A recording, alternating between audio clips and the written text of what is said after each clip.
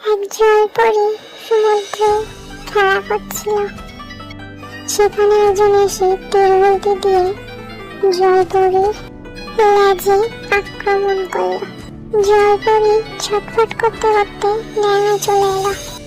সেখানে একটি ছেলে বিড়াল এসেছিল। সে জলপরিকে নিয়ে তার বাড়িতে চলে এলো। বিড়ালটি নিজের হাতে ড্রেস বানিয়ে তাকে উপহার দিল।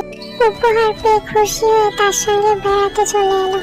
হঠাৎ রাস্তায় তীরবর্তী দিয়ে মারা সেই বিড়ালটার সঙ্গে দেখা হয়ে গেল জলপরির। দুষ্টু বিড়ালটা জলপরিকে খাঁচাতে আটকে রেখেছে। ভালো বিড়ালটা লুকিয়ে লুকিয়ে দুষ্টু বিড়ালটার বাড়ি এসেছে। দুষ্টু বিড়ালের বাড়িতে এসে চাবিটা নিয়ে তালা খুলে দিয়েছে। জলপরি খুশি হয়ে ভালো বিড়ালটাকে জড়িয়ে ধরে দুষ্টু বিড়ালটা রেগে গিয়ে পেছন থেকে আওয়াজ দিয়ে বলতে শুনল। এবার জলপরি খুব রেগে গিয়ে দুষ্টু বিড়ালটাকে শেষে দুজনে